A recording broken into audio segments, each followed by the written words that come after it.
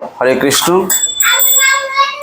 এমন একটা আজকের এই ভাগবতী আসরে যারা উপস্থিত হয়েছেন আপনারা সকলে সৌভাগ্যবান। কেননা বহু বহু জন্মের যাদের স্বীকৃতি থাকে তারাই এমন একটা ভাগবতী আসরে উপস্থিত হতে পারে। এখন প্রশ্ন হচ্ছে, এই যে এখন বললাম যাদের বহু বহু জন্মের স্বীকৃতি আছে তারাই এমন একটা ভাগবতী আসরে উপস্থিত হতে পারে, ভাগবতী কথা শ্রবণ করতে পারে। এখন আপনারা যারা সকলে উপস্থিত হয়েছেন তাদের সেই স্বীকৃতি আছে। এখন প্রশ্ন হচ্ছে এই স্বীকৃতি কি? দেখুন, আমরা সকলে একটা জিনিস জানি যে পাপ এবং পুণ্য, এবং এখন পুণ্য কি আর স্বীকৃতি কি।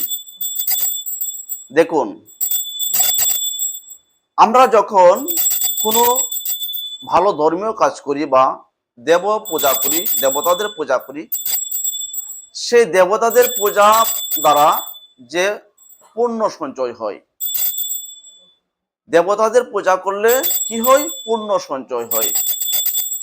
আর ভগবানের যে কর্ম, ভগবত কর্ম, সেই কর্ম দ্বারা কি হয়? স্বীকৃতি সঞ্চয় হয়।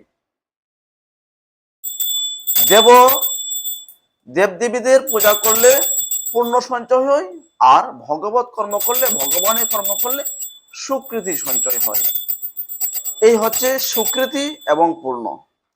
এখন পুণ্য দ্বারা আমরা যখন দেবদেবীর পূজা পার্বণ করি, সেই দেবদেবীদের পূজা পার্বণ দ্বারা যে পুণ্য সঞ্চয় হয়, সেই পুণ্য দ্বারা কি হয়? পুণ্য দ্বারা আমরা স্বর্গে যেতে পারি। এখন বিষয় হচ্ছে, এই যে আমরা পুণ্য দ্বারা স্বর্গে যাই, এই স্বর্গটা কেমন? দেখুন, স্বর্গটা হচ্ছে, ধরে নিন কোনো কিছুর বিনিময়ে কোনো কিছু পাওয়া। কিরকম? ধরে নিন আমি 1,00,000 টাকা নিয়ে ঢাকা একটা 5 স্টার হোটেলে গিয়ে উঠলাম। সেখানে উঠে সেই হোটেলের ম্যানেজারকে আমি সেই 1,00,000 টাকা জমায়েত করলাম। এই জমায়েত করার পর তিনি তার এই হোটেলের যে কর্মচারী আছে তাদেরকে বলে দিলেন যে ওই লোকটা আমাকে 1,00,000 টাকা জমায়েত করেছে, তাকে ভালো করে যত্নআতি করবে। তখন ওই হোটেলের যারা আছেন তারা আমাকে খুব আদর যত্ন করবে, কেননা আমি সেখানে টাকা জমায়েত করেছি। এখন ওই হোটেলের তারা আমাকে, আমি যখন যা চাই তারা তাই আমাকে এনে দেয়। আমি খুব সুখে স্বাচ্ছন্দ্যে আছি। আমাকে তারা খুব সুখ দিচ্ছে, কারণ আমি টাকা জমায়েত করেছি, এই জন্য আমাকে তারা, আমি যখন যা চাচ্ছি তাই পাচ্ছি, আমি খুব সুখে আছি।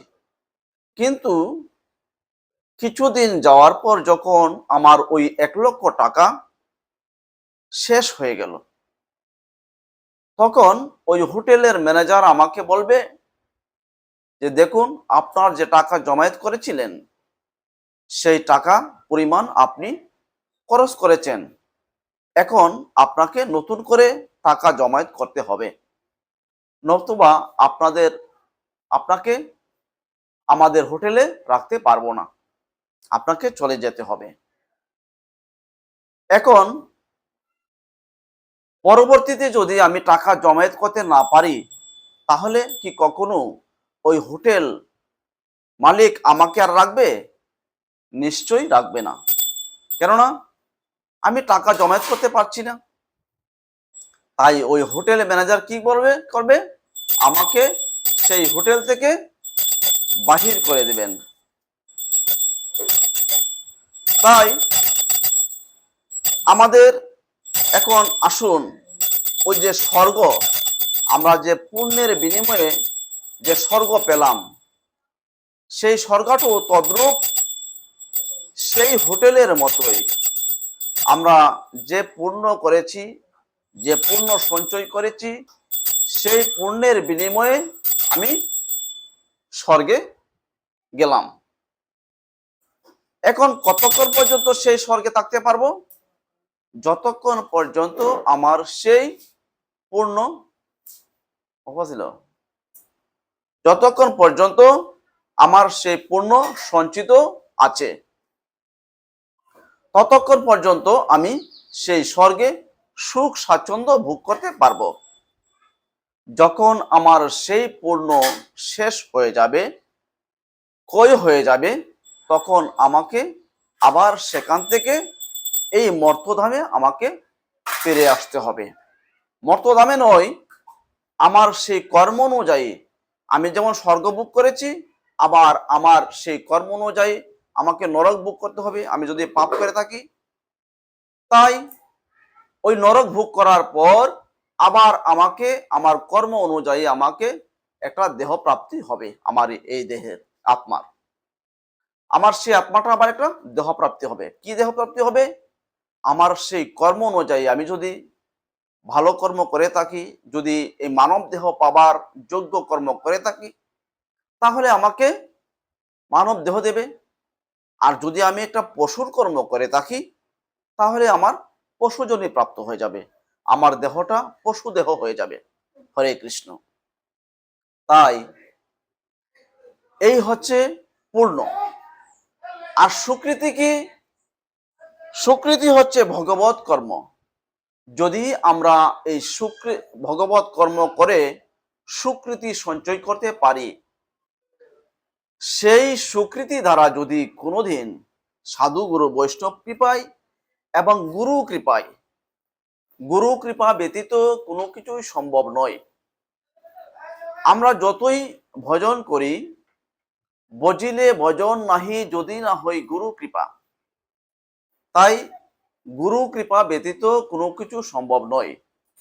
যদি ওই সাধুগুরু বৈষ্ণবদের কৃপা থাকে, আপনাদের মতো সাধুগুরু বৈষ্ণব যদি কৃপা করেন, আর গুরু কৃপা যদি হয়, কথাটি কি হবে?